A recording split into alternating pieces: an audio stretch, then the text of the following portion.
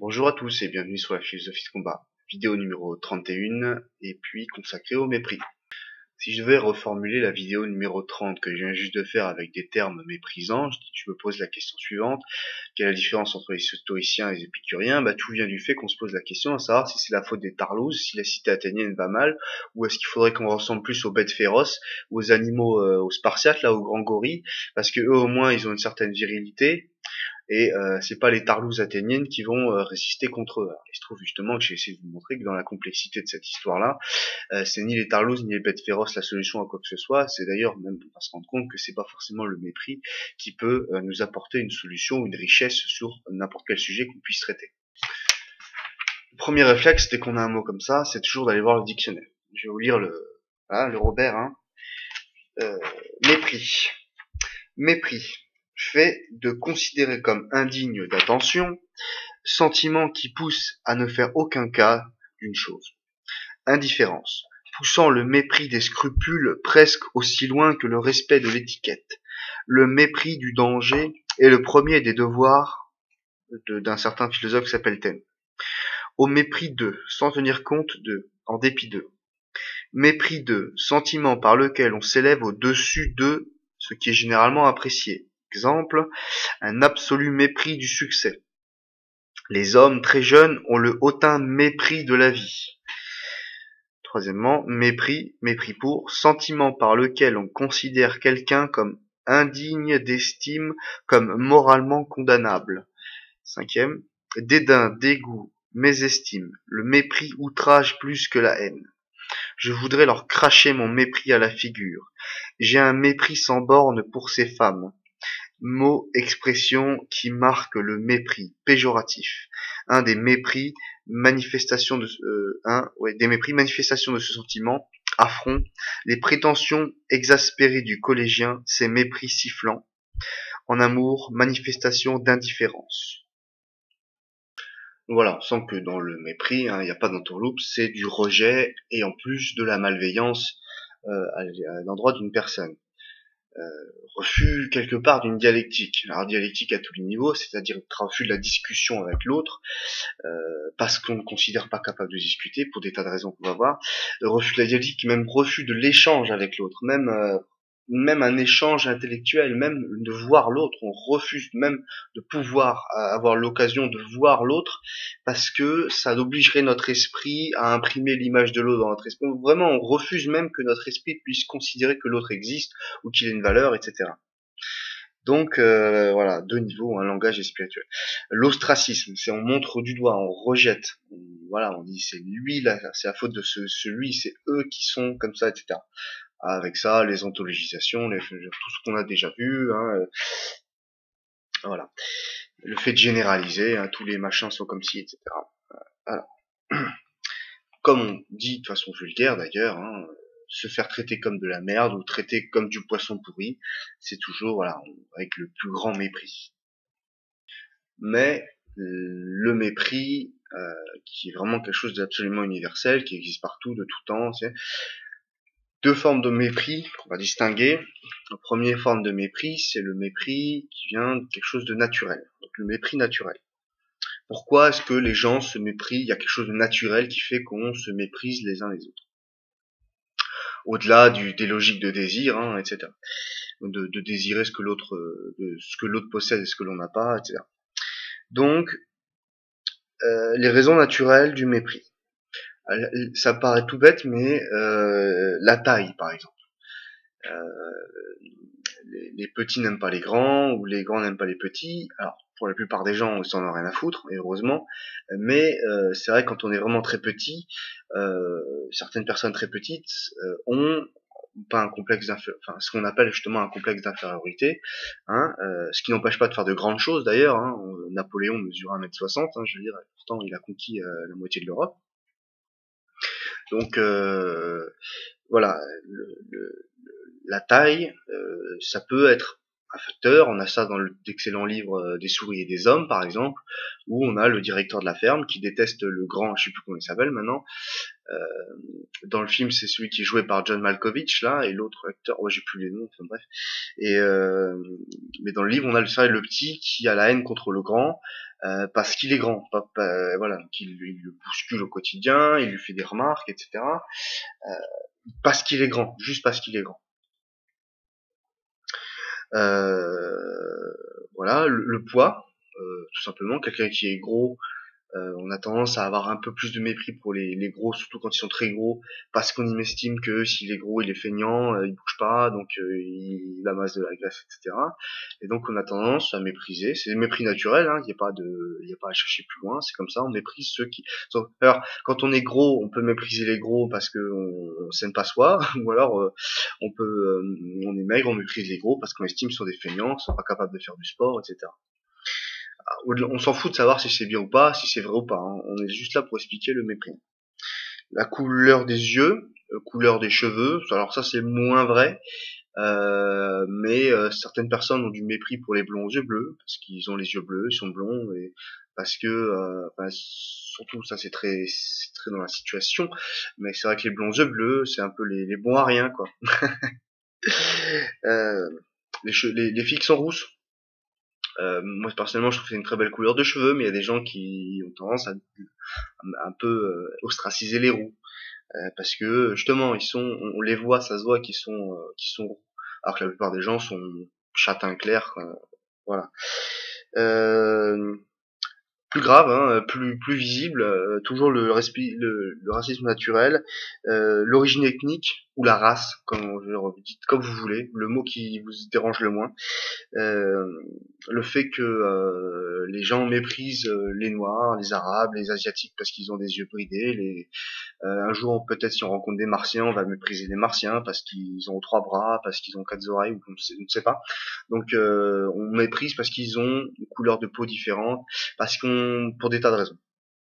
Mais c'est naturel, y a rien de, moi ça me choque pas que les gens soient racistes, mais ou qui remarquent que les gens soient noirs, ça me dérange pas.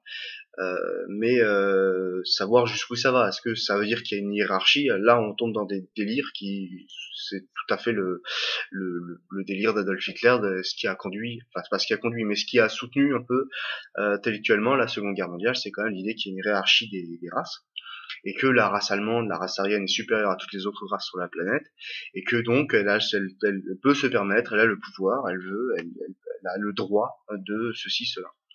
Donc voilà. Euh, donc voilà un peu pourquoi d'ailleurs ça n'épargne personne, hein. Il y a le panafricanisme, c'est l'idée que tous les noirs sont frères égaux, et voire même quand on va dans plus loin, on peut tomber sur des fanatiques qui pensent que la couleur noire c'est les premiers hommes, c'est des hommes supérieurs, donc il faut on est tombé aussi un peu dans ce penchant là dans les États-Unis. Je pensais notamment au film Malcolm X, où à un moment donné ils sont presque ils sont dans ce mouvement, ils sont pour la séparation des blancs et des noirs, et ils sont pas loin de dire que enfin, c'est un renversement de vapeur. On a tellement dit aux noirs qu'ils étaient inférieurs qu'ils viennent leur dire qu'ils sont supérieurs, et ça change complètement la mécanique du groupe, ça leur donne une fierté qu'ils avaient pas avant, etc. Et donc voilà, on peut tomber dans tous les excès. Pourquoi pas, ça serait pas les aborigènes, les hommes supérieurs. Enfin, genre sur quels critères, c'est toujours ça le problème d'ailleurs. Dès qu'on est en train de donner des raisonnements, des jugements synthétiques, des raccords, mais des jugements qui quand on va se mettre à juger le monde, en gros, eh bien, euh, et on a un problème, c'est savoir qui juge et sur quels critères. Donc, voilà. Et mais ça existe, c'est naturel, c'est basé sur la couleur de peau. Je veux dire, n'importe qui peut mépriser n'importe qui à partir du moment où il n'est pas, voilà quoi. Les Chinois et les Japonais se méprisent entre eux, alors que pour la plupart d'entre nous, on ne verrait pas vraiment de différence. Alors il existe des grosses différences entre les Chinois et les Japonais, pourtant ils se détestent entre eux, les Coréens, les Nord-Coréens, enfin il y a tout, sur des petits critères physiques, il y a tout un tas de raisons pour se mépriser, etc. Souvent, ça aussi c'est vrai, les handicapés et valides. On méprise généralement les handicapés parce que ils sont pas capables d'eux, ils sont alors moins dans nos sociétés, hein, mais pendant les 2600 ans d'histoire qui sont derrière nous, les handicapés, apparemment dit dans la rue, ils ne pouvaient pas survivre, ils n'avaient pas de possibilité de survivre. Donc on les considérait comme inférieurs et donc comme négligeables, comme etc. Les seuls qui les sauvaient, qui essayaient de faire quelque chose pour eux, c'était évidemment l'Église, puisque dans l'esprit de l'Église, on était tous égaux devant Dieu, et donc il n'y avait pas de raison que on ne considère pas ces gens-là comme des êtres humains, etc. Et donc il fallait s'en occuper et on a fait ce qu'on pouvait, mais c'est jamais assez. Et dans la plupart des sociétés, notamment la société de Sparte, tout simplement, si vous étiez difforme, enfin si vous aviez pas les bons critères physiques, on vous jetait au feu. Hein, il n'y avait pas de voilà. Si vous étiez petit, malingre, comme il dit dans le film, c'était tout à fait vrai. Si vous aviez un handicap quelconque, on vous balançait dans la fosse commune et puis c'est grave à personne. Donc voilà, on a le mépris de ceux qu'on considère comme inférieurs à nous ou comme différents de nous. Et si vous voulez, qu'on considère que les noirs sont différents des blancs, c'est pas un problème. Le problème, c'est quand on va mettre une hiérarchie et qu'en plus on va mettre du mépris dans cette hiérarchie, c'est-à-dire nous on est supérieurs et que ce soit peu importe qui dit ça, mais à partir du moment-là, euh, forcément pour soi on est toujours meilleur que les autres. Donc voilà. Et le problème, c'est que si tout le monde se met à se dire, bah moi je suis meilleur que les autres, ou ma race ou ma religion ou ma société est meilleure que les autres, enfin, ma race, parce qu'on va sur les critères, ou les grands sont meilleurs que les petits, ou les gros sont meilleurs que les maigres, enfin je veux dire, si on se met à partir dans des délires comme ça, si on fait tout ça, forcément au bout d'un moment on va finir par tous se mépriser, et c'est pas forcément ce qu'on souhaite, même si la société ressemble beaucoup à une société où tout le monde se méprise, mais il y a beaucoup de mépris qui passe de façon qui nous traverse sans qu'on le remarque. Autre mépris qui vient d'autres qualités naturelles, l'intelligence, la beauté et la force. Très simple à comprendre, hein, l'intelligence, ça on n'en parle jamais, mais à mon avis, le problème le plus grave dans le monde, c'est pas que les noirs n'aiment pas les blancs. Ça rien du tout, ça on s'en fout. Le plus grand mépris qui existe dans le monde, c'est que les gens intelligents méprisent les gens bêtes. Ça, à mon avis, c'est infiniment plus grave que tous les autres types de mépris que vous pouvez voir au quotidien. Quand on n'aime pas un gros parce qu'il est gros, qu'est-ce qu'on en a à foutre? C'est pas ça le vrai, le plus grave problème, à mon avis. Ce sera toujours que les gens intelligents méprisent les gens qui sont bêtes. Donc voilà, alors ça c'est, je me m'étendre un peu là-dessus parce que plus loin dans, ouais, je me m'étendre un peu dessus. Mépris des hommes. Ouais. J'irai un peu plus dessus plus longtemps. Donc les gens, voilà, ça c'est un mépris qui est très présent, très fort et très destructeur. Ça c'est, y a rien de pire que ce mépris-là, parce que justement quand on est né intelligent, il y a deux solutions. Soit on utilise son intelligence pour faire du pognon, mépriser les autres, enfin se sentir supérieur. Et c'est le piège justement parce que c'est facile de se sentir supérieur quand tout va vite dans ton esprit. Ou alors on peut utiliser son esprit justement pour aider les autres. Voilà, c'est plutôt une logique de gauche, une logique de don, une logique de partage. Et l'humilité de se dire qu'on a eu la chance d'être né beau, riche, etc. et qu'on va utiliser cet avantage pour les autres. Et donc on peut aussi rentrer dans cette logique-là. Mais malheureusement, la plupart du temps, les gens intelligents euh, sont juste heureux d'être nés comme ça et méprisent les autres. La beauté, alors ça c'est gentil, c'est plus vrai, c'est plutôt un truc féminin, ça. C'est ça se voit souvent. On a souvent on voit des filles qui traînent ensemble. Il y a souvent une belle et une moche. C'est toujours les mêmes choses. Le fait qu'on méprise les gens qui sont nés pas beaux, parce qu'ils sont une espèce de perfection moindre que la perfection qu'on a atteint, où les filles belles se détestent entre elles parce qu'elles veulent toutes être la plus belle, et ça nous fait toujours entrer dans une logique du bris parce que dès qu'on est là à savoir qui est la plus belle, voilà, chérie, dis-moi que je suis la plus belle, bah écoute, objectivement, subjectivement, c'est difficile à répondre comme question, donc voilà, la beauté, et si on dit pas qu'il y a des gens qui sont beaux, forcément, ils vont nous mépriser parce qu'on les a pas trouvés beaux, enfin, voilà. Donc la beauté, quand on est beau, quand on est né beau, pardon, et quand on l'est vraiment, c'est vrai qu'on a tendance à oublier que les autres autour de soi, ils ont peut-être pas les mêmes facilités qu'on peut avoir avec les filles ou les hommes, ça dépend comment vous êtes. Et donc, comme vous n'avez pas cette même facilité, ils ont tendance à vous mépriser comme quelqu'un d'impuissant, quoi, de moins puissant qu'eux. Alors que eux, ils ont juste la facilité de la beauté. Ce qui me fait doucement rigoler, c'est que, comme dirait Léo Ferré, hein, avec le avec le temps tout est foutu. Hein, donc finalement, il y a qu'à attendre 40 ans, ça remet tout le monde ça remet à peu près tout le monde au même niveau. Et donc, quand on a vers ces âges-là, la beauté c'est fini. La force, moins vraie dans la société actuelle, mais très vrai dans la société ancienne. Être né costaud, être né grand et fort, ça apportait beaucoup plus d'avantages que on était mieux considéré que si on était né avec des petits muscles faibles. Euh, alors l'histoire a montré qu'en fait les armées qui s'en sont le mieux sorties étaient des armées non pas composées des guerriers les plus forts, mais étaient des armées composées de guerriers homogènes. Par exemple, quand on a ce qui permettait de faire la tortue chez l'unité de combat l'a appelé la tortue chez les Romains. On peut que faire ça quand on a des gens qui sont à peu près de même taille, même poids, voire plutôt petits, parce que si on est trop grand, on n'arrive pas à couvrir trop le corps, on est trop rapetissé. Donc finalement, enfin, bon, s'il trouvait que mettre la force comme critère n'était pas une bonne idée, en tout cas militairement. Mais la force est vraiment une chose qui a pu être. Si on est dans une famille de bûcherons, vaut mieux qu'on soit pas l'intellectuel de la famille, quoi.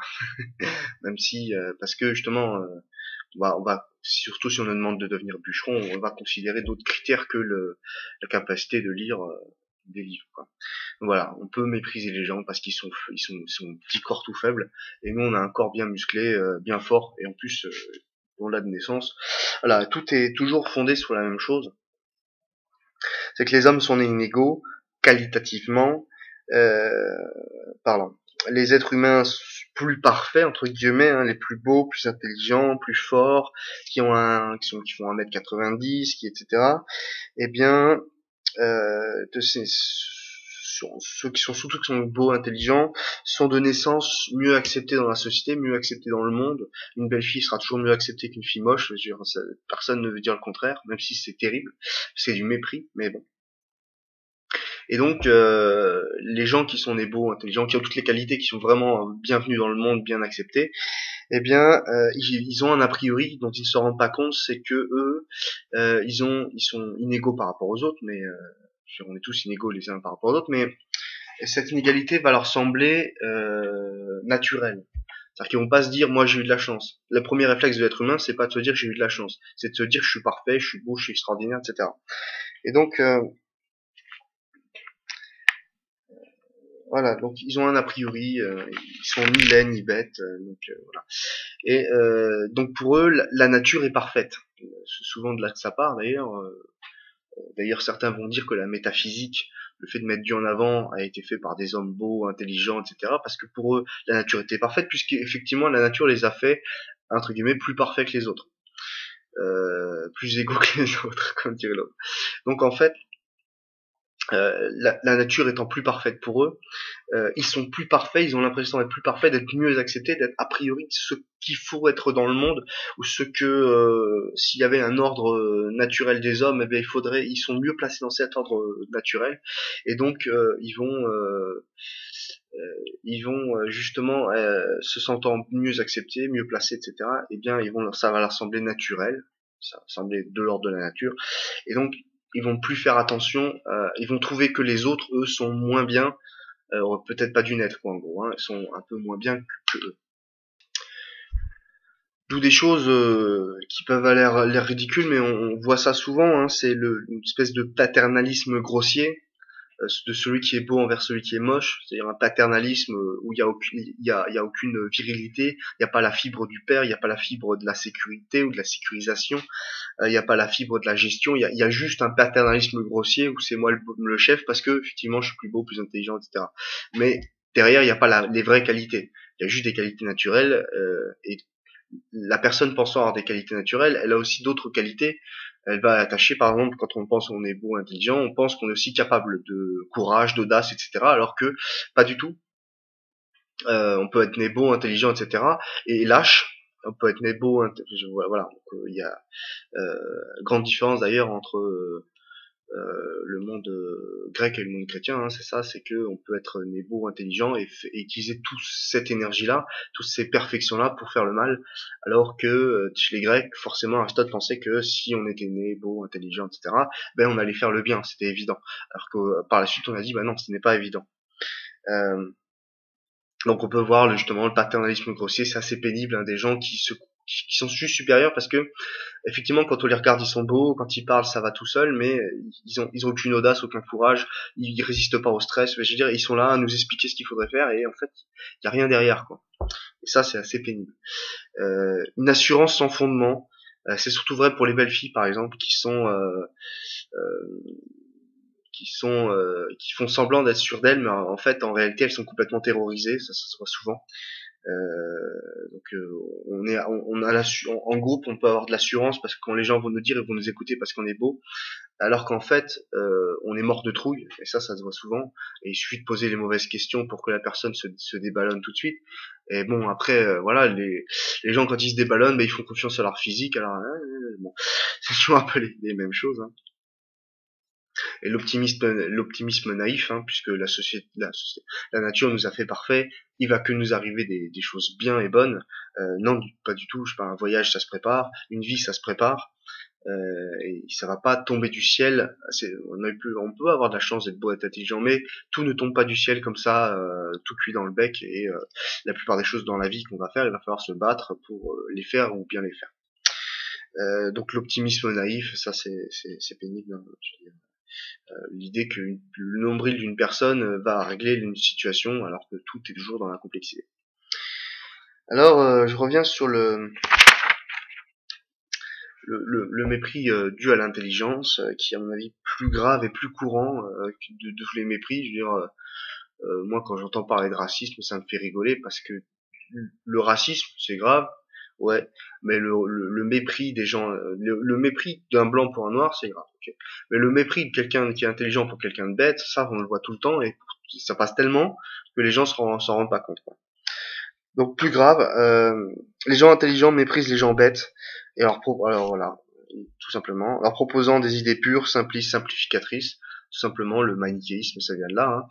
Si vous voulez, on pourrait pas prendre les gens pour des cons s'il y avait pas la possibilité, s'il y avait pas de bêtises chez les gens, on pourrait pas les prendre pour des cons. Faut toujours dire ça comme ça.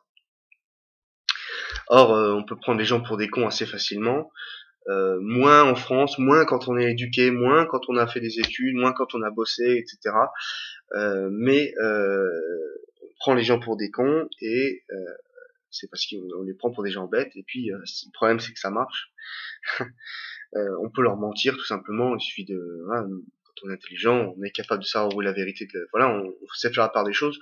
Et face à ceux qui sont bêtes, on va leur mentir, on va les tromper, les manipuler. Euh, il y a des tas de façons, hein. Comme je dis, proposer des idées pures, hein, par exemple l'idée de peuple, l'idée de, enfin il y a des tas d'idées pures. J'en ai déjà parlé, qu'on peut manipuler facilement. C'est très facile après de manipuler quelqu'un quand il pense avec des idées pures, parce que les idées pures, elles sont jamais assez pures. L'idée de Dieu, par exemple, on a fait tout et n'importe quoi avec Dieu. L'idée pure de Dieu, quoi. Il faut ressembler à Dieu, il faut aller vers Dieu, il faut et Dieu, c'est jamais, enfin, ça va changer avec le protestantisme, mais c'est jamais soi. C'est toujours quelqu'un qui nous explique qu'est-ce que Dieu, qu'est-ce que les droits de l'homme, ou qu'est-ce que je sais pas quoi. Et ça, c'est des idées pures. Et avec ça, on peut prendre les gens pour des cons parce qu'on leur dire ça, c'est les droits de l'homme, puis ça l'est pas. Et puis j'ai changé d'avis, finalement ça l'était, puis ça l'est plus. Et puis voilà, ça change en fonction de ce qu'on a mangé le matin, de comment on s'est réveillé, etc. Et puis plus courant, plus ça arrive plus souvent ça par contre, souvent sur les plateaux de télévision d'ailleurs, le mépris de l'homme intelligent pour l'homme bête se retrouve dans le fait que l'homme intelligent va utiliser son pouvoir de domination intellectuelle pour humilier la personne qui a plus de mal à raisonner par la dialectique, par la rhétorique, pour le manipuler, le balader dans tous les sens. Et ça, c'est, à mon avis, un peu plus grave que d'autres mépris qu'on peut avoir, comme le racisme. Ça, c'est rien du tout. Par contre, le mépris qu'ont les hommes politiques ou les journalistes pour les gens en général, par le mépris, la manipulation, la rhétorique, c'est effrayant. Vous allumez la télévision et avec l'idée que vous allez voir du mépris des gens intelligents envers les gens bêtes, et bien vous êtes en plein dedans. Vous allumez n'importe quelle chaîne de télévision, vous êtes dedans. Vous êtes dans une machine qui vous méprise, vous prend pour un con toute la journée. Alors, il y a des informations, et puis il y a du mépris, du mépris, du mépris. Et puis aussi ça peut être le mépris des stars, le mépris des ce qu'on appelle des stars. Hein, je veux dire, il y a pas de, je veux dire, quand on est né avec un beau visage, il y a pas de quoi en faire un fromage. On a eu de la chance et le mieux qu'on puisse faire, c'est ouais, pas trop se la ramener, quoi. Je veux dire, il y a rien de plus énervant que quelqu'un qui pense qu'il est né meilleur que vous. Il a juste eu de la chance, c'est tout. Et si vous aviez eu le choix, je l'ai déjà dit dans une autre vidéo, mais vous seriez né aussi beau. Tout le monde d'ailleurs, s'il avait eu le choix, serait né beau, grand, fort, intelligent, etc. Mais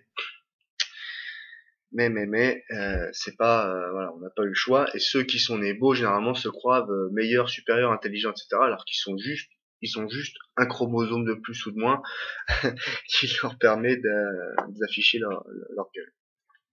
Alors ça c'était ce que je peux dire sur le mépris naturel. Et maintenant on a le mépris culturel.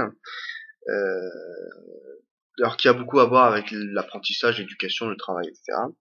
Alors ça peut être la religion. Moi j'ai une religion qui est meilleure que la vôtre et donc vous devriez accepter, pas vous devriez, vous devez accepter tous les fondamentaux de ma religion parce qu'elle est meilleure que la vôtre et je suis supérieur à vous, pas parce que je suis plus beau, plus intelligent, etc., mais parce que ma culture est meilleure que la vôtre. Alors ça marche, ça a beaucoup marché avec les religions. Alors justement, les religions, faut faire attention parce que ça a été à la base fait justement pour ça. C'est-à-dire que je pense au protestantisme ou à l'islam, c'est des religions qui à la base avaient une autre idée en tête que Dieu. L'islam, il y avait l'idée d'unir les peuples arabes à travers une langue, et cette langue, c'est la langue l'arabité rare qu'on retrouve dans le Coran. Et justement, il y a cette idée puissante, forte, très intelligente, d'unir les gens entre eux par la culture, par la langue. Et donc forcément, quand on arrive chez l'autre, il faut forcément lui dire que son Dieu, sa façon de faire, ses mœurs, ses machins, c'est de la merde, et que ceux qu'on va lui amener sont meilleurs. Pourquoi on fait ça? Parce que on veut justement avoir une certaine unité. Et d'ailleurs, en fait, je me trompe, mais le christianisme, c'est pareil. En fait, on vous cherchez une unité dans l'Empire romain, on a mis le christianisme, donc forcément, faut qu'il y ait un peu de mépris dans la religion, suffisant, enfin, assez pour, si vous voulez, il faut qu'il y ait assez de mépris dans une religion pour que elle puisse dire on va tous vivre ensemble. Non, faut qu'il y en ait assez pour qu'on dise celle que voilà, quand on voit un prêtre, on envoie un prêtre, je ne sais où, il puisse dire aux gens qui va voir votre truc c'est de la merde, on va le remplacer par le nôtre, mais pas assez pour que quand même on puisse dire mais quand vous serez chrétien, catholique, je sais pas quoi, eh bien là vous serez accepté par Dieu et donc vous serez accepté par l'empire, par le machin, et nous serez tous frères et blablabla et blablabla. Oui, il faut qu'il y ait quand même l'envie de dominer l'autre, tout en se disant que quand l'autre on l'aura dominé, bah, il sera avec nous entre guillemets. Donc on a ça dans toutes les religions. Hein. On essaye d'apporter une langue qui va unifier des peuples entre eux, et ces peuples entre eux vont avoir la même métaphysique, le même Dieu, etc., la même théogonie, la même construction du monde. Et de toute façon, dans toutes les religions, on va retrouver ça un petit peu, mais même dans les philosophies finalement, on va toujours trouver, enfin, sauf peut-être chez des grands philosophes comme, je sais pas, Hegel par exemple, on va pas trouver l'idée qu'on puisse, moi j'ai une philosophie meilleure que la tienne, on va trouver un peu autre chose. Ou chez Montaigne aussi, on va pas trouver l'idée que moi j'ai quelque chose à vous apporter qui est meilleur que ce que vous avez déjà. Pas du tout. À l'inverse, chez Kant, par exemple, on a exactement l'inverse. Et moi, j'ai un truc meilleur que les catégories d'Aristote. Moi, je propose quelque chose de mieux. Le cogito de Descartes, moi, je propose quelque chose de mieux. Et je m'appelle Emmanuel Kant. Et attention, j'ai ma petite baguette de professeur. Si vous dites une bêtise, je vous tape sur les doigts. Ça, c'est la méthode kantienne. Ça s'appelle le criticisme kantien. Donc, le mépris culturel, toujours le fait que par le travail, par la culture, on a une meilleure vision du monde, ce qu'on appelle un paradigme, c'est une manière de voir le monde, une vision, pas une vision du monde, une manière de voir le monde, et cette manière de voir le monde qui nous fait agir en fonction de ce monde est meilleure que la vôtre. Et ça peut être la religion. C'est souvent pas la religion en soi d'ailleurs, c'est plutôt l'église, la secte, ou la philosophie ou les philosophes qui vont porter cette manière de voir le monde, qui vont avoir un peu de mépris pour la manière de voir le monde antérieure, et ce qui est d'ailleurs anti-philosophique, et en disant bah, ma manière est meilleure, elle est plus neuve, elle est plus nouvelle, elle est meilleure. Et donc il faut justement jeter la poubelle les anciennes manières de voir.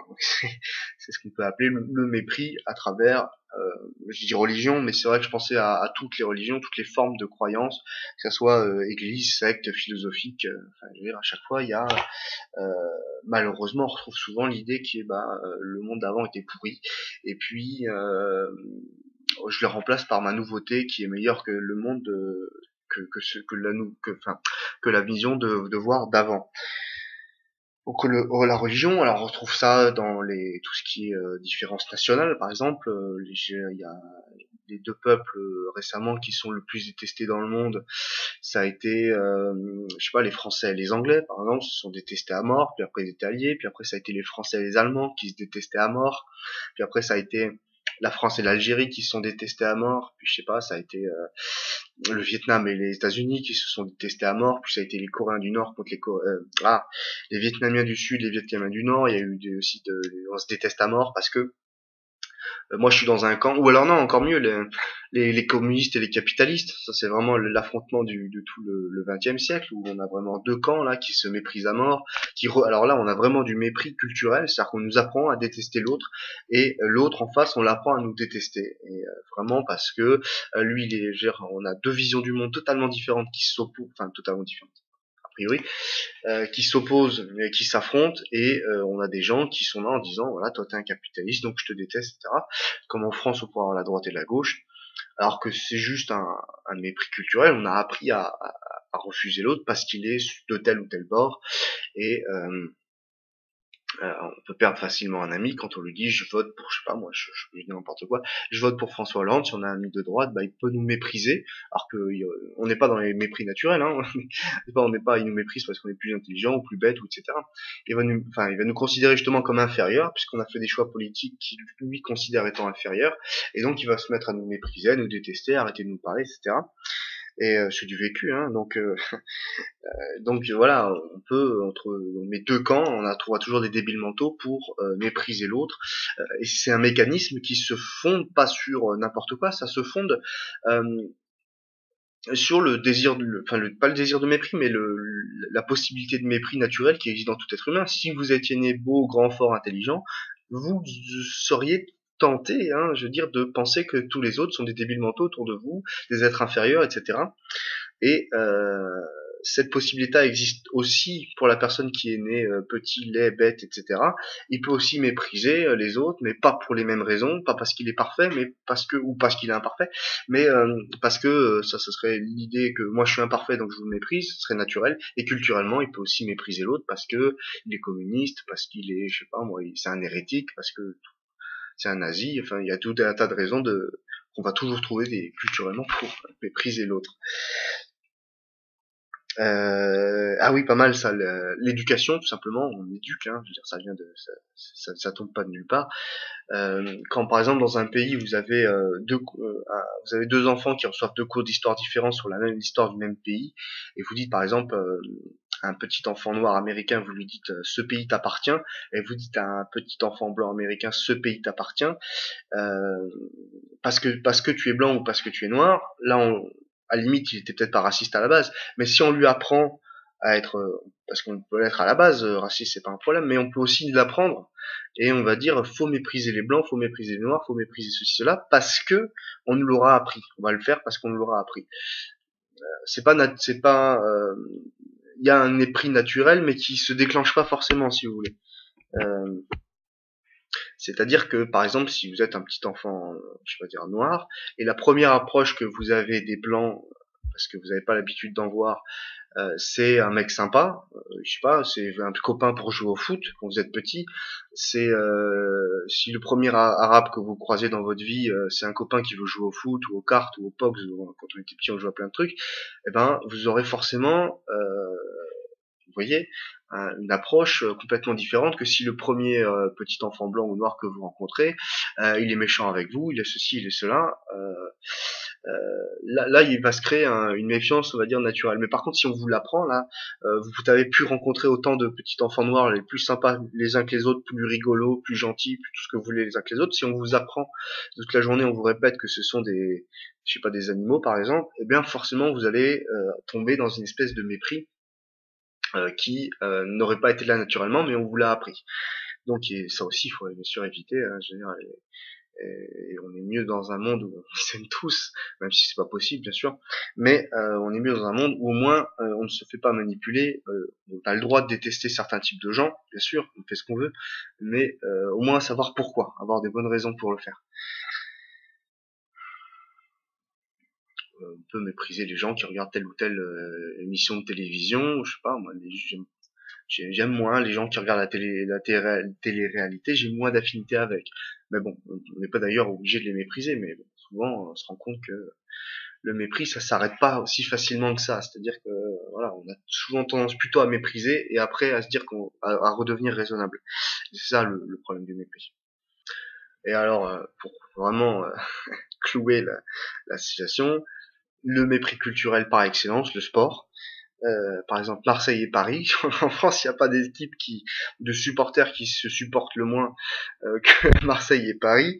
Donc là, c'est la haine, c'est la détestation, c'est le voilà. Et il n'y a pas de raison en soi. Hein. Les Marseillais sont aussi sympas que les Parisiens, ou inversement, on peut penser l'inverse. Hein. Les Parisiens sont aussi pénibles que les Marseillais, mais il se trouve quand même que on peut apprendre à se détester à travers le sport. Pourtant, le sport quand même propose des valeurs de fraternité humaine, mais voilà, une autre façon par laquelle on peut apprendre à mépriser l'autre, le sport, par exemple. Voilà, tout dans tout ce qui est mépris naturel et culturel, surtout culturel, toujours basé sur une hiérarchie et une vision malsaine de la hiérarchie, c'est-à-dire une vision où on va pouvoir dire le bien, le mal, on sait où est le bien et le mal déjà, et puis on peut dire voilà le bien c'est voilà les telle équipe est meilleure que telle autre, parce que humainement les gens sont meilleurs en telle équipe que telle autre, donc on va se mettre à mépriser l'autre équipe, etc. Et voilà, donc on trouve toujours des bonnes solutions pour finir par mépriser un tel ou un tel. Et là vous vous demandez mais que fait la philosophie? Que peut faire la philosophie et les philosophes? Bah malheureusement, quand justement je vous parlais du mépris des gens intelligents pour les gens bêtes, et ben c'est triste à dire, mais malheureusement la philosophie est, j'ai envie de dire, gangrénée par ça. C'est-à-dire que je vais vous donner un exemple très simple. Alors on est dans Emmanuel Kant, la critique de la raison pure, préface de la première édition. Des exemples et des explications me paraissaient toujours nécessaires, et par suite se glissaient, de fait, dans la première esquisse aux places qui leur revenaient. Mais je vis bientôt la grandeur de mon entreprise et la foule des objets dont j'aurais à m'occuper, et remarquant qu'à eux seuls et exposés sous une forme sèche et purement scolastique, ces objets donneraient une suffisante étendue à mon ouvrage, je ne trouvais pas convenable de le grossir encore davantage par des exemples et des explications qui ne sont nécessaires qu'au point de vue populaire. D'autant plus que ce travail ne pouvait en aucune façon être mis à la portée du public ordinaire, et que les vrais connaisseurs en matière de science n'ont pas tant besoin qu'on leur en facilite la lecture. Sans doute, c'est toujours une chose agréable, mais ici cela pourrait nous détourner quelque peu de notre but. Voilà, comme je le disais, ce qui caractérise selon moi le plus la philosophie, c'est le mépris des gens intelligents, comme Emmanuel Kant, c'est bien être intelligent, mais on n'a pas forcément besoin de mépriser ceux qui ne comprennent pas, ceux qui n'ont peut-être pas le temps de lire, etc. Donc, malheureusement, j'aimerais vous dire que les philosophes sont au-dessus de tout ça, qui sont, etc., au-dessus du mépris, mais pas du tout, malheureusement. Beaucoup de philosophes, pour des raisons politiques, pour des raisons de mépris, tout simplement, parce qu'ils sont plus intelligents et ils se rendent pas compte que les autres ont peut-être plus de mal avec certains textes, eh bien, ils vont mépriser alors ce qu'ils appellent le peuple, le vulgaire, la masse. Souvent, vous voyez ça, comme si ouais, souvent on remarque, hein, c'est différence de vocabulaire entre le peuple et la masse. Quand on entend la masse, généralement, c'est pas bon. Le vulgaire aussi, c'est souvent que, soi-disant, nous on est meilleurs. Il y a le vulgaire, il y a le kidam, il y a celui qui marche dans la rue là. Lui, c'est un être inférieur, on peut en faire ce qu'on veut. Et nous, on est supérieur, extraordinaire, etc. Et ça, souvent, c'est quand même malheureusement ça entache beaucoup la philosophie. Ne rêvons pas. Alors, je vais dire deux choses sur qu'est-ce que peut apprendre la philosophie par rapport à tout ça. Euh, la première, c'est qu'on méprise à deux, c'est-à-dire que on ne méprise que ce qui est méprisable par définition. Et malheureusement, beaucoup de gens se mettent dans une situation dans laquelle ils sont effectivement méprisables. Et donc, quand par exemple on laisse une belle fille nous manipuler parce qu'elle est belle, eh bien, faut pas s'étonner après qu'elle se moque de nous, parce que tout simplement on a été méprisable. On s'est mis dans une situation dans laquelle on mérite son mépris, mais on va le recevoir son mépris parce que on rentre dans le piège, on rentre dans le jeu, et donc finalement, je dirais que dans certaines situations, on mérite le mépris de l'autre. Voilà, l'excitation d'une belle fille, ou quand on laisse un homme politique nous mentir sans sourire ou sans rigoler, ou nous raconter n'importe quoi, voilà, sans rigoler, euh, quelque part, on laisse la possibilité à cet homme politique de nous mentir encore, ou de se moquer encore de nous. Et donc je dirais, on méprise à deux. Si on est méprisé, c'est qu'on est méprisable. Il faut arrêter d'être méprisable. Alors, facile à dire et pas facile à faire, hein. Parce qu'on peut pas arrêter d'être moche et on peut pas arrêter d'être bête. Quoique, je vous dirais, on peut avoir du charme et on peut être malin. Pas besoin d'être être malin et être intelligent, c'est pas tout à fait la même chose. Avoir du charme et être beau, c'est pas non plus la même chose. Euh, alors, pour éviter tout ça, ce qu'on peut faire, c'est avoir de la rhétorique. Hein, ça, alors, j'ai fait 36 vidéos sur la rhétorique. Je pourrais encore en faire d'autres, j'en ferai peut-être encore d'autres. Sur la dialectique aussi, j'en ai beaucoup parlé. Comprendre ce que c'est l'échange d'une façon globale et toujours savoir remettre en question ce qu'on nous dit, ce que l'on pense, etc. Euh, C'est-à-dire maîtriser la sphère de la communication orale, etc. Euh, ah oui, aussi quelque chose qui marche, mais qui est un peu très avancé là. Mais vous avez deux choses, hein, j'en ai vaguement parlé quand je parlais de rhétorique. Vous avez deux sciences, hein, une qui étudie le signifiant, une qui dit signifier en gros, une qui étudie les mots, mettons la syntaxe, et une autre qui étudie ce que les mots veulent dire. Et si vous voulez, quand je sais pas, si on vous traite par exemple, je fais n'importe quoi, insulte classique, malheureusement en France aujourd'hui, si on vous traite de sale français, ça peut arriver, ça a pu arriver. Euh, c'est très blessant, mais en fait, ce qu'il faudrait essayer de faire, ce que la philosophie nous apprendra à faire, ou contre n'importe quelle insulte, hein, sale fils de pute par exemple, c'est toujours très blessant. Eh bien, ça nous blesse parce que on est au niveau du signifié, c'est-à-dire que les mots ont un sens pour nous. Et en fait, si vous voulez, pour que les mots ne nous affectent plus, un truc très simple, il faut s'arrêter au niveau du signifiant. C'est-à-dire que j'ai entendu, par exemple, si on vous traite n'importe quelle insulte, vous avez entendu les mots, mais vous n'avez pas subi la signification. C'est-à-dire qu'il faut coupler l'insulte, le mot insulte, le fait d'entendre un mot, l'onde sonore qui exprime le mot insulte, ou le mot, peu importe l'insulte d'ailleurs, mais l'onde sonore qui exprime le mot, ça c'est le signifiant, c'est-à-dire le signe, le mot, et ce qui signifie, ce qui veut dire et ce qu'on essaye de nous dire, quoi. Quand on nous insulte, on essaye de nous dire quelque chose de mauvais, mais on s'arrête juste au signifiant, c'est-à-dire qu'on entend des sons, mais on les écoute pas, en gros. Euh, et en gros, comment on fait ça? Eh bien, si vous voulez, quand quelqu'un vous insulte, vous essayez de le regarder en vous disant, tiens, il utilise plein de mots qui sortent de sa bouche, c'est marrant, mais vous écoutez même pas ce qu'il dit, quoi. Vous êtes là en train de dire, ah tiens, un mot, tiens, c'est marrant, je pourrais faire jouer avec les mots, mais pas avec ce qu'ils signifient. Ouais, encore on vous insulte, tu peux répéter la phrase dans l'autre sens pour voir ce que ça donne. Vous voyez, vous êtes vraiment dans si vous arrivez à rester le signifiant, vous restez imperméable en quelque sorte à ce que les mots veulent dire. Si on vous traite je sais pas, de connard, euh, vous êtes déjà pas en train de vous dire, ah ben c'est un connard, donc ça voudrait dire que je fais les choses mal, ou je suis maladroit, ou ça voudrait dire que je ne pense qu'à moi, ou ça peut vouloir dire tellement de choses. Et au lieu de commencer à vous gigoter le cerveau pour vous demander qu'est-ce que ça veut dire, le signifier, vous restez dans le signifiant. Tiens, connard à l'envers, ça fait narco. et vous jouez avec les mots comme ça. Mais vous n'êtes pas dans le signifie, mais vous vous amusez quoi. Je sais pas, quelqu'un vous traite de je sais pas quoi, ah, tu connais des mots savants, t'en connais d'autres mots savants où la phraséologie est rigolote de t'en insulte. Mais vous n'êtes pas dans ce que voilà, vous êtes dans les mots, mais pas ce qu'ils signifient. Vous voyez, vous arrêtez un cran dessus. Donc c'est une façon de faire qui peut, je sais pas si vous traite de sale, je sais pas quoi. Le mot, vous écoutez bien le mot, mais sa signification vous traverse. Vous en avez pas, ça vous intéresse pas. Donc il y a ça. Ensuite, encore une chose, hein, tout simplement confiance et maîtrise de soi par la sagesse. C'est-à-dire très simplement que les anciens avaient l'idée très simple qu'on a une âme. L'âme, c'est ce qui nous anime. Vous avez en plus l'idée que l'âme est en rapport avec Dieu, le corps est en rapport avec le monde, et il faut être plus en rapport avec Dieu, parce que les choses divines sont supérieures, etc. Mais pas besoin de recourir à Dieu pour parler de l'âme, ce qui nous anime. Quand on vous insulte, ça vous anime, ça vous met en colère. Vous aviez un état A, et vous arrivez vers un état A' qui est différent de l'état A. Pourquoi?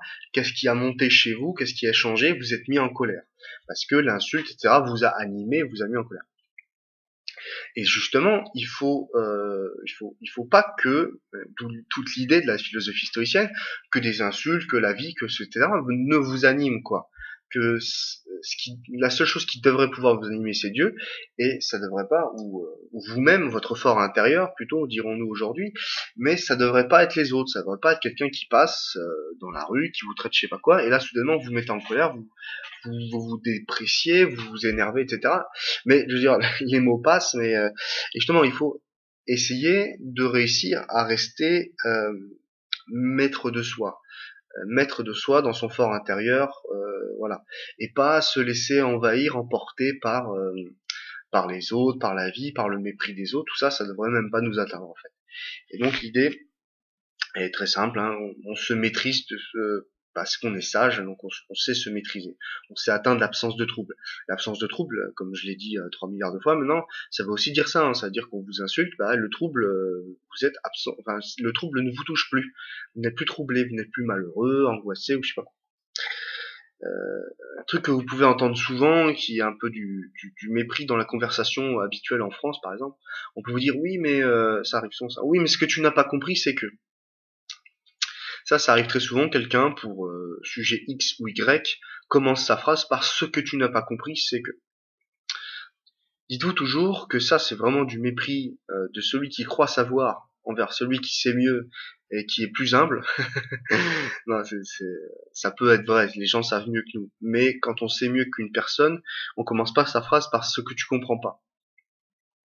Donc moi, quand j'entends cette phrase, ça m'énerve, même si je devrais pas m'énerver. Mais en tout cas, ça me fait toujours réagir de la même façon.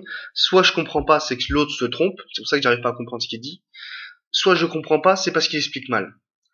Voilà, deux façons de quand on commence, quelqu'un vous dit quelque chose en commençant par ce que tu comprends pas, c'est que blablabla blablabla. Il dit soit tu te trompes, soit tu expliques mal. À ce moment-là, explique mieux. Vous voyez, ça vous met quand même en position de force par rapport à l'autre qui pensait vous expliquer, je sais pas quoi, mieux que vous. Alors, la philosophie, heureusement aussi, n'a pas que des défauts en méprisant les gens bêtes, c'est vraiment ce qu'on retrouve le plus, hein, le vulgaire, etc. Elle permet aussi quand même, et heureusement, elle donne des solutions, des idées par rapport à toutes ces choses qui nous affectent. La première chose qu'on peut faire, qui me paraît simple et évidente, c'est bien sûr d'accepter l'autre. Accepter l'autre dans sa différence, que ce soit différence naturelle, beau, intelligent, etc. Tout simplement en se disant que on est tous nés, certes, on n'a pas tous eu enfin personne n'a choisi d'être beau, intelligent, roux, blond, enfin personne n'a eu le choix, et donc personne n'a le choix d'être celui qu'il est. Alors justement, pourquoi mépriser l'autre parce qu'il est né moins beau que nous? Tout simplement, ne le faisons pas, parce que s'il avait le choix, si on avait tous eu le choix, on serait tous voilà, je me répète un peu, mais on serait tous nés beaux, intelligents, etc. Et comme on n'a pas eu le choix, celui qui est moins intelligent, moins beau, moins fort que nous, il est, faut pas lui pardonner, c'est pas ça, mais il faut pas le mépriser en tout cas. Il faut pas se dire, bah moi je suis meilleur que lui. Non, on a plus de chance, au mieux on a plus de chance, mais on n'est pas meilleur. Voilà, parce que si vous pensez à vous-même, hein, si vous avez eu le choix, à quoi vous ressembleriez, je sais deux trois choses que je changerais peut-être chez moi. Puis finalement, comme on n'a pas le choix, pourquoi se poser la question? Mais dites-vous bien que voilà, il y a rien d'extraordinaire à être né beau, c'est de la chance quoi. Euh, et puis ça c'est d'accepter l'autre. Et puis accepter l'autre culturellement. Alors ça vous demande un petit peu des notions en dialectique pour comprendre ça. C'est toute l'idée de comprendre l'autre, c'est-à-dire de l'avoir en soi. Je comprends d'autant mieux, alors c'est très hegelien ce que je veux dire, mais je comprends, enfin pas avec le vocabulaire d'Hegel, mais je comprends d'autant mieux le monde que, si vous voulez, je vis dans un monde où on n'est que dans l'esprit là, mais mon esprit perçoit le monde, et si je change de monde, ou si je modifie quelque chose dans ce monde que je perçois, eh bien je vais finir par percevoir un certain nombre de choses que mon esprit, si vous voulez, n'a pas déjà intégré. Par exemple, si dans mon monde blanc occidental du 19e siècle, je vais en Afrique, je vais dans un autre monde, qui va m'apprendre d'autres choses sur moi-même et sur les choses que je savais déjà. Il y a rien, je veux dire, si on veut apprendre à se connaître soi-même, ça me paraît évident qu'il faut faire un petit tour, je sais pas moi, au Cameroun, faire un petit tour en Afrique du Sud, faire un petit tour dans le monde, voyager un petit peu, aller aux États-Unis et tout. Et en voyant des choses à quelles notre esprit n'est pas habitué, il va découvrir des choses, si vous voulez, qui n'étaient pas là au départ et qui vont nous permettre de dépasser nos contradictions. Dépasser ce que l'on ne sait pas faire, et en apprenant l'autre ou en acceptant l'autre culturellement, on va voir des choses qu'on n'avait pas vues avant. C'est un exemple un peu bidon que je vous donne, mais en tout cas, comment dirais-je là, au moins ça fonctionne bien, c'est bien simple à comprendre. Par exemple, contradiction qui existe chez les jeunes garçons. Les jeunes garçons ont le désir des filles, des jeunes filles, mais ils ont peur d'aller vers ces jeunes filles. Et contradiction, voilà. En même temps, d'un côté, on veut des jeunes filles, et de l'autre, on en a peur. Il y a quand même une contradiction, parce que si on le veut vraiment, il va falloir à un moment donné se rapprocher et à dépasser sa contradiction qui se matérialise par, ou se ressent par une peur. Enfin, il y a quelque chose de pas logique. Si on veut se marier, si on veut avoir une copine, etc., pourquoi est-ce qu'on a peur des filles? C'est complètement débile. Parce que si on veut vraiment avoir une copine, c'est justement, faut pas avoir peur, quoi. C'est justement l'inverse. Il faut aller au-delà de cette contradiction-là. Là, on a une chance, on a une topologie. Hein. Topologie, topo, c'est un lieu. On a un lieu où ça se tramait cette contradiction, c'est la boîte de nuit. La boîte de nuit étant l'endroit de la contradiction, la matérielle, hein, Hegel me taperait sur les doigts si je lui disais ça, mais parce que pour lui tout se déroule dans l'esprit bien sûr. Mais là je vais m'amuser à utiliser Hegel et ça se déroule vraiment dans le concret, dans ce qu'il y a de plus matériel. Comme d'ailleurs la lutte des classes se matérialise dans l'usine pour Marx. Et bah là on va dire voilà, peur des filles pour les jeunes garçons. Vous avez envie d'avoir une fille, mais vous avez peur. Et l'endroit où va se dérouler cette contradiction extraordinaire, c'est la boîte de nuit. Ça. Et comment est-ce que je peux faire pour,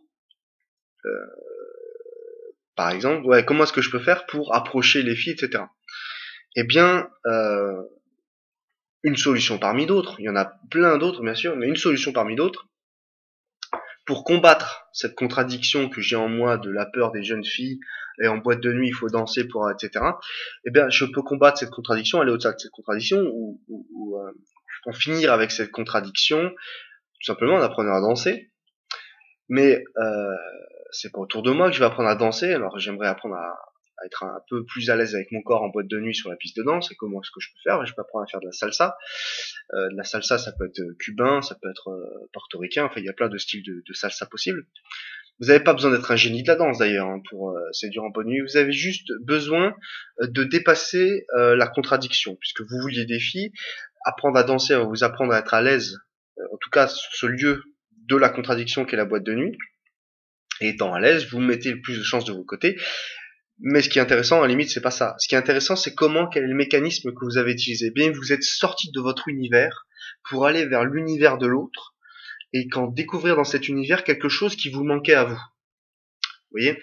Donc, quand vous découvrez dans cet univers quelque chose que l'autre a et qui vous intéresse, et bien, vous êtes dans une démarche de patience, d'humilité, qui est celle d'apprendre par rapport à l'autre. La salsa, ça peut être n'importe quelle autre danse ça peut être enfin ou la drague ou je sais pas, mais vous sortez de votre schéma de la petite routine de votre esprit, on va dire, de vos certitudes, etc. Pour de tous ceux que vous pensiez qui étaient inférieurs, que vous méprisiez, etc. Vous sortez de votre nombril en gros pour aller vers l'extériorité du monde et pour essayer d'apprendre des autres à justement se sentir à l'aise dans des lieux dans lesquels vous ne devriez pas être à l'aise théoriquement. Et pour faire le mécanisme, c'est ça qui intéresse Hegel d'ailleurs, le mécanisme vraiment c'est celui où l'on va mettre son esprit avec, comment dirais-je, on va confronter son esprit à un certain nombre, on va faire une dialectique entre notre esprit et le monde en gros, et on va confronter notre esprit à un monde que l'on ne connaît pas.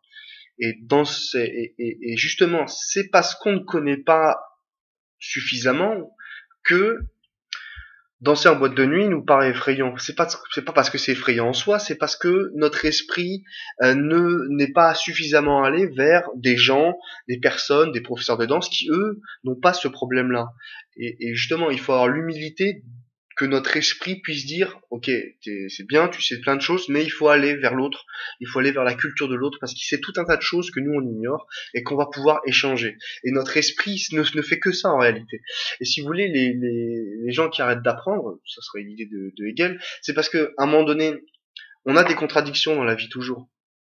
Enfin, faut essayer d'en avoir le moins possible. Mais on a toujours des petites contradictions. Et en fait, à force d'aller voir les autres ou d'essayer de comprendre des choses que les autres vont nous expliquer, d'autres, ça peut être des livres, hein, ça peut être plein de choses. Eh bien, à force d'aller vers les autres, eh bien, on va découvrir plein de choses sur nous, sur notre personnalité, des choses qu'on ne savait pas. Et quand on comprend plus de choses, et quand notre esprit, dans une dialectique entre l'esprit et le monde, comprend plus de choses, c'est-à-dire qu'il a en soi plus de choses, eh bien, on finit par résoudre au fur et à mesure des contradictions. Et c'est ça vraiment toute l'idée de Hegel, c'est qu'il faut, c'est pas bisou bisou non plus, mais faut justement essayer que notre esprit affronte le monde, surtout quand on le connaît pas, parce que c'est là qu'on va apprendre le plus.